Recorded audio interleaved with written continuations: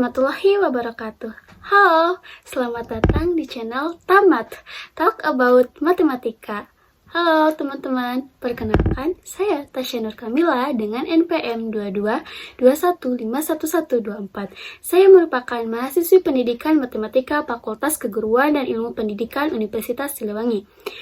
Video kali ini saya buat untuk memenuhi salah satu tugas ujian tengah semester mata kuliah Matematika Kombinatorial yang diampu oleh Ibu Dr. Puji Lestari, SSI MPD. Nah, video kali ini kita akan belajar mengenai Pigeonhole Principle, yaitu prinsip sarang merpati. Nah, untuk lebih jelasnya lagi, mari kita mulai saja belajarnya. Let's start it.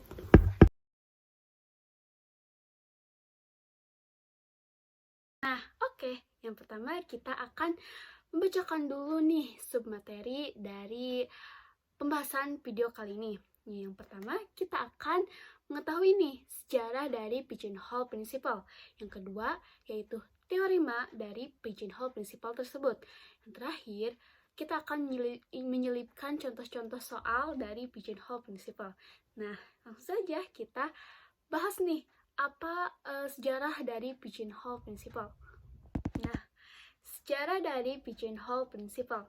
Pigeonhole Principle atau prinsip sarang merpati ditemukan oleh ahli matematika dari Jerman yang bernama Johann Peter Gustav Lejeune Dirichlet pada tahun 1834. Nah, prinsip ini juga dikenal dengan istilah prinsip laci Dirichlet. Prinsip dasar sarang merpati yaitu mengenai sejumlah burung ditangkar dalam sebuah sangkar. Nah, maksudnya apa nih? Jika ada lebih banyak burung merpati daripada sangkarnya, maka harus ada setidaknya satu sangkar yang berisi 2 atau lebih merpati di dalamnya. Nah, kita coba lihat ilustrasi berikut. Kita mempunyai 10 merpati, di mana kita juga mempunyai 9 sangkarnya. Berarti ketika kita menempatkan satu merpati dalam satu sangkar, maka akan menghasilkan satu merpati yang tidak menempati sangkarnya. Nah, karena kan kita mempunyai 10 merpati, jadi mau tidak mau kita harus menempatkan si merpati yang belum menempati sarangnya itu ke salah satu sangkar yang sudah ditempati oleh merpati. Jadi, setidaknya itu satu sangkar itu harus ditempati oleh 2 merpati karena kita mempunyai 10 merpati dan 9 sangkar. Nah, pada intinya dari prinsip dasar sarang merpati itu yaitu ketika kita mempunyai 10 merpati namun kita hanya memiliki 9 sangkar, jadi mau tidak mau dalam satu sangkar tersebut harus ditempati oleh 2 merpati, entah itu sangkar yang ke-1, kedua, ataupun yang ke-9. Karena kita harus bisa menempatkan si merpati itu semuanya, 10-10-nya ke dalam sangkar yang telah tersedia. Oke, kita lanjut pada pembahasan yang kedua yaitu mengenai teorema Pigeonhole Principle. Nah, pada teorema ke-1 ini dinyatakan bahwa jika ada n plus 1 merpati yang dimasukkan ke dalam n sarang merpati, maka ada satu sarang yang ditempati oleh setidaknya 2 merpati atau lebih. Dengan demikian, dapat kita asumsikan bahwa jika ada n plus 1 objek yang dimasukkan ke dalam n sebuah kotak, maka ada satu kotak yang ditempati oleh setidaknya 2 objek atau lebih. Nah, kita buktikan teorema ke-1, yaitu kita nih andaikan tidak ada kotak yang berisi 2 atau lebih objek. Akibatnya, setiap kotak berisi maksimal 1 objek, maka mengakibatkan jumlah objek pada keseluruhan kotak akan lebih kecil atau sama dengan n. Nah, hal ini bertentangan dengan pernyataan awal bahwa terdapat n plus 1 objek, sehingga pengandaiannya itu salah. Nah, oke, kita lanjut kepada teorema ke-1 yang diperumum, di mana jika ada n objek yang ditempatkan ke dalam m kotak dan n lebih dari m, maka paling sedikit terdapat satu kotak berisi 2 atau lebih objek. Nah, seperti yang sudah saya katakan tadi bahwa n plus 1 objek itu harus lebih banyak berarti daripada n si kotaknya. Nah, dalam teorema ke-1 yang diperumum ini juga berarti n sebuah objek dan m sebuah kotak itu kita harus memiliki n objek yang lebih besar atau lebih banyak dari kotaknya, yaitu m. Berarti teorema ini benar adanya ketika kita mempunyai objek yang lebih banyak, namun kotaknya atau sangkarnya itu lebih sedikit.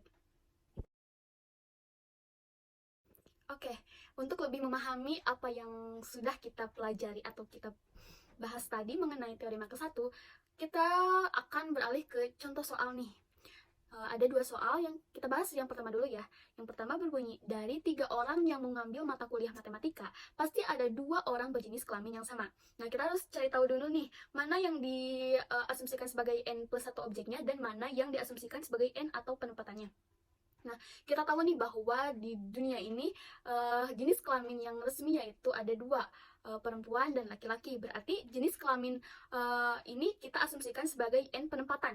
Berarti kan ada 2 ya, 2 penempatan. Nah, berarti ibaratnya itu berarti 3 itu adalah sebagai objeknya, yaitu N plus 1. Maka berarti benar nih pernyataan dari 3 orang yang mengambil mata kuliah matematika, pasti ada 2 orang berjenis kelamin yang sama. Nah, berarti dari 3 orang itu bisa saja ada 2 perempuan dan 1 laki-laki, ataupun 2 laki-laki 1 perempuan. Berarti pernyataan ini benar bahwa ketika ada 3 orang yang mengambil mata kuliah matematika, pasti ada 2 orang berjenis kelamin yang sama. Yang kita asumsikan bahwa N penempatannya itu adalah jenis kelamin yang ada. Nah, kita lanjut kepada teorema yang kedua, di mana bunyi teorema kedua yaitu jika N objek ditempatkan pada K kotak, maka terdapat paling sedikit 1 kotak yang memuat sedikitnya N per K objek. Oke, untuk lebih jelasnya lagi, setelah kita membuktikan pernyataan di teorema kedua, kita akan membahas contoh soal nih. Nah, contoh soalnya yaitu di antara 100 orang, berapakah banyaknya orang yang lahir pada bulan yang sama. Nah, di sini dikatakan bahwa terdapat 100 orang, berarti 100 orangnya itu sebagai objeknya. Berarti kita selesaikan nih dengan N sama dengan 100. Nah, berapa sih K-nya? K di prinsip sarang merpati kan adalah kotaknya atau sarangnya. Berarti di prinsip yang kedua ini yang diperumum, berarti banyaknya banyaknya sarang atau kotak yang diketahui adalah banyaknya bulan dalam 1 tahun nih. Berarti kan kita ketahui bahwa banyaknya bulan dalam 1 tahun itu adalah 12. Berarti K kecilnya adalah 12 dan N objeknya itu adalah 100. Berarti maka siling dari N per K adalah 100 per 12 dibulatkan ke atas, yaitu sama dengan 9. Jadi terdapat sedikitnya 9 orang yang lahir pada bulan yang sama. Oke nih, kita udah ada di penghujung belajar mengenai prinsip sarang merpati ini. Semoga apa yang saya sampaikan ini bermanfaat bagi saya dan kalian teman-teman semua. Mohon maaf nih atas segala kekurangan dan kesalahan, ataupun dalam belajar kali ini ada yang kurang dimengerti ataupun ada kata-kata yang salah dari saya, mohon dimaafkan. Mungkin cukup sekian yang bisa saya sampaikan. Kurang lebihnya mohon maaf. Sampai jumpa di pembahasan atau pembicaraan tentang matematika selanjutnya. Terima kasih. Wassalamualaikum warahmatullahi wabarakatuh. Bye.